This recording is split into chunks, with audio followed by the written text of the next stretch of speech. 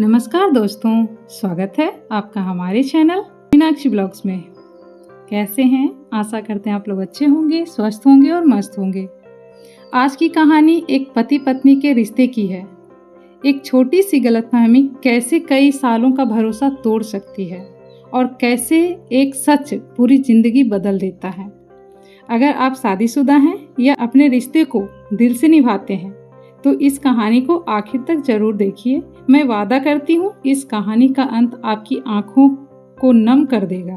तो चलिए बिना देर किए शुरू करते हैं आज की दिल को छू लेने वाली कहानी।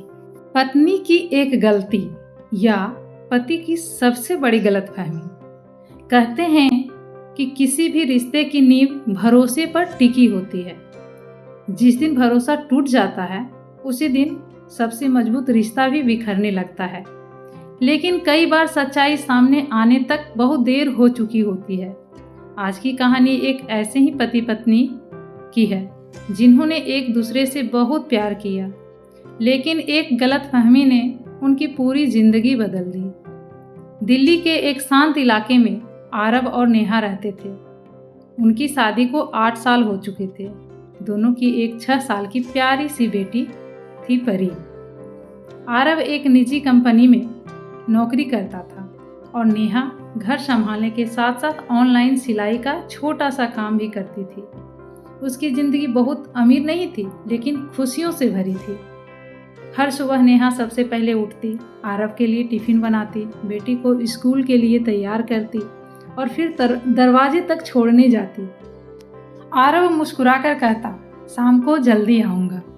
नेहा हंसते हुए जवाब देती, झूठ मत बोलिए, आज भी देर ही होगी।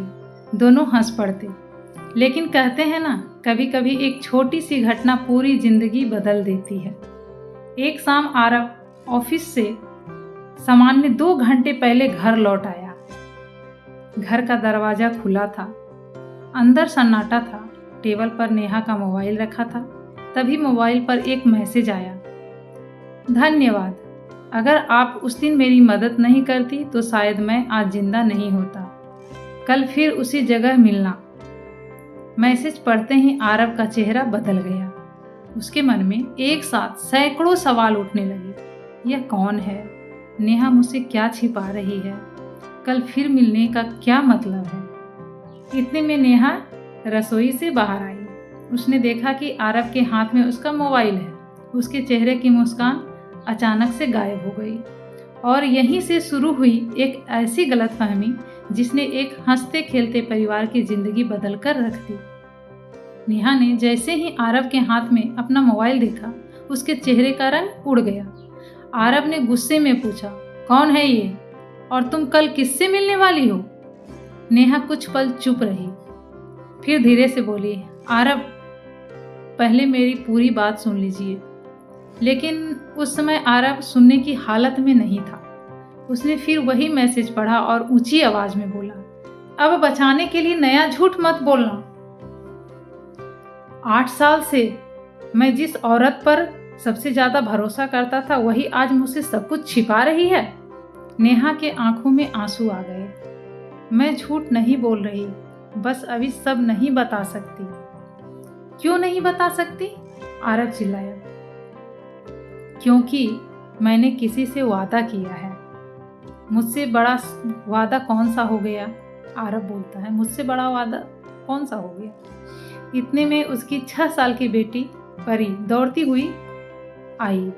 मम्मी, पापा, आप लोग लड़ क्यों रहे हो?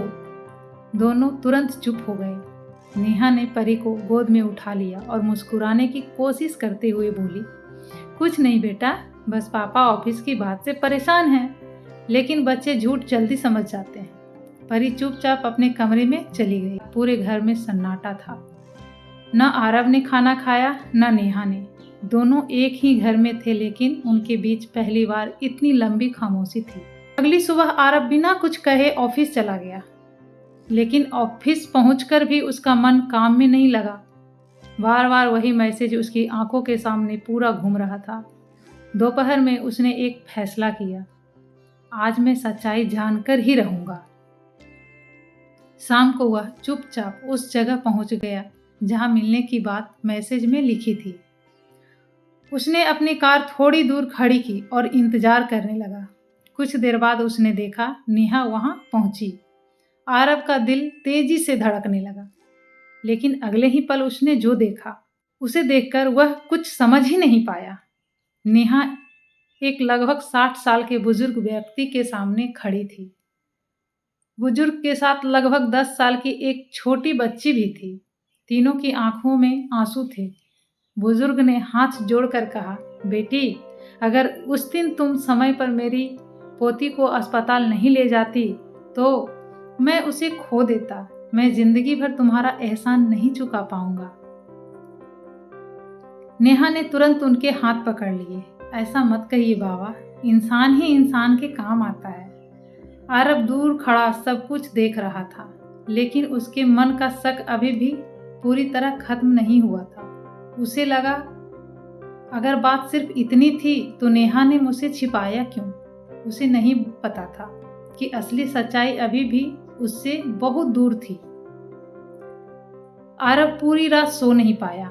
उसके मन में एक ही सवाल घूम रहा था, अगर नेहा किसी की मदद कर रही थी तो उसने मुझसे सच क्यों छुपाया? अगली सुबह उसने तय किया कि वह नेहा से शांति से बात करेगा, लेकिन जैसे ही वह घर पहुंचा उसने देखा कि नेहा कहीं जाने की तैयारी कर रही थी। आरव ने पूछा, कहाँ जा रही हो? नेहा कुछ पल चुप रही, फिर बोली, मुझे अस्पताल जाना है। किस लिए? वहीं जाकर सब बता दूंगी, लेकिन प्लीज पहले मेरे साथ चलिए।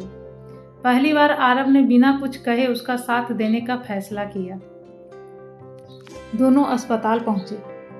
नेहा सीधे कैंसर वार्ड की ओर बढ़ने लगी। यह देखकर आरव चौंक गया। उसने घबरा कर पूछा, हम यहाँ क्यों आए हैं?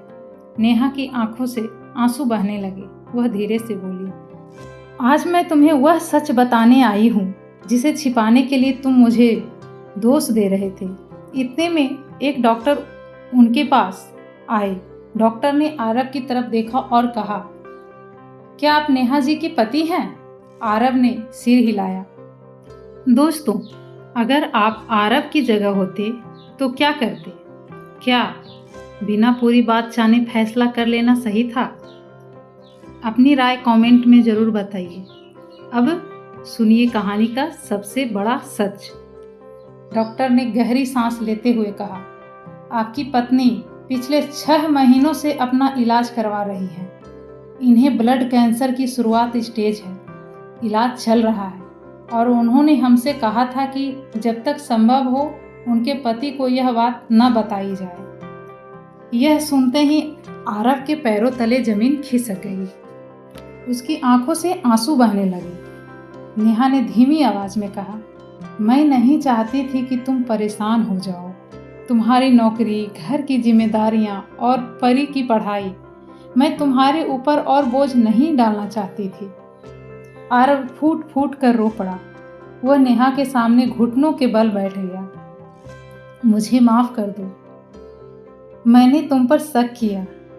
मैंने तुम्हारी बात सुने बिना तुम्हें दोषी मान लिया। नेहा ने उसके आंसू पोंछते हुए कहा, रिश्ते में सबसे बड़ा दर्द बीमारी नहीं होता। सबसे बड़ा दर्द तब होता है जब अपना ही इंसान भरोसा खो देता है। आरव ने उसका हाथ कस कर पकड़ लिया। उस दिन उसने मन ही मन एक वादा किया, अब चाहे जो हो जाए मैं हर पल तुम्हारे साथ रहूंगा। लेकिन किस्मत ने अभी उसकी जिंदगी की सबसे कठिन परीक्षा बाकी रखी थी। अस्पताल से लौटते समय पूरे रास्ते कार में सन्नाटा था। आरव बार बार नेहा की ओर देख रहा था। उसे अपनी हर बात, हर शक, हर कठोर शब्द याद आ रहा था। घर पहुंचते ही उसने पहली बार नेहा का हाथ पकड़कर कहा, आज के बाद तुम कभी अकेली नहीं रहोगी। तुम्हारी हर लड़ाई अब मेरी भी लड़ाई है। नेहा की आंखों से आंसू निकल आए। उसने धीमी से पूछा, अगर मैं ठीक न हुई होती तो? आरव ने तुरंत उसका हाथ अपने सिर पर रख दिया। ऐसी बात फिर कभी मत कहना। जिस तरह तुमने हर मुश्किल में मेरा साथ दिया, अब मेरी बारी है।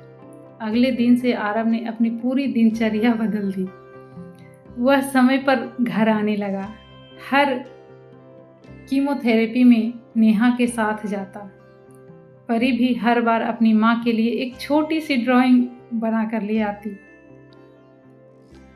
एक दिन इलाज के दौरान डॉक्टर मुस्कुराते हुए कमरे में आए। उन्होंने रिपोर्ट हाथ में लेते हुए कहा, बहुत अच्छी खबर है, इलाज असर कर रहा है, आपकी हालत पहले से काफ़ी बेहतर है। यह सुनते ही आरव की आंखों में खुशी के आंसू निकल पड़े। उसने भगवान का धन्यवाद किया। 6 महीने बाद नेहा लगभग पूरी तरह स्वस्थ हो चुकी थी। एक शाम तीनों परिवार घर की छत पर बैठे थे। परी ने मासूमियत से पूछा, पापा, अगर उस दिन आप मम्मी की बात सुन लेते तो क्या आप दोनों कभी लड़ते ही नहीं? आरव मुस्कुराया, लेकिन उसकी आंखें नम थी। उसने कहा, हाँ बेटा, जिंदगी की सबसे बड़ी गलती मैंने यही की थी कि मैंने अपनी पत्नी से सवाल तो पूछे, लेकिन उसकी बात पूरी नहीं सुनी। फिर उसने नेहा की तरफ देखा और कहा, आज मैं सबको एक बात कहना चाहता हूँ। शक किसी भी रिश्ते को कुछ ही मिनटों में तोड़ सकता है, लेकिन भरोसा बनाने में कई साल लग जाते हैं। शक किसी भी रिश्ते को बहुत ही मिनटों में तोड़ सकता है, लेकिन भरोसा बनाने में कई साल लग जाते हैं। इसीलिए कभी भी आधी सच्चाई देखकर पूरा फैसला मत कीजिए, पहले अपने रिश्ते पर भरोसा कीजिए। नेहा मुस्कुराई। उसने आरव का हाथ पकड़ लिया।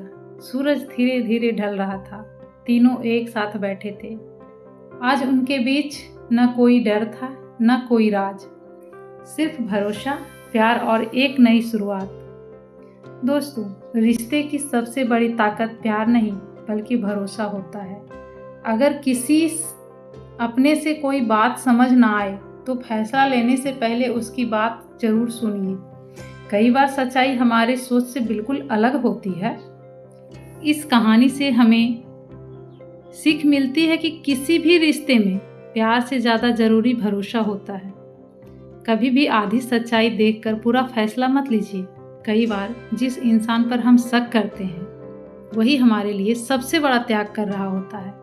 अगर आपको यह कहानी दिल से पसंद आई हो तो वीडियो को लाइक ज़रूर करें। अगर पहली बार हमारे चैनल पर आए हैं तो सब्सक्राइब करके हमारे परिवार का हिस्सा बन जाइए।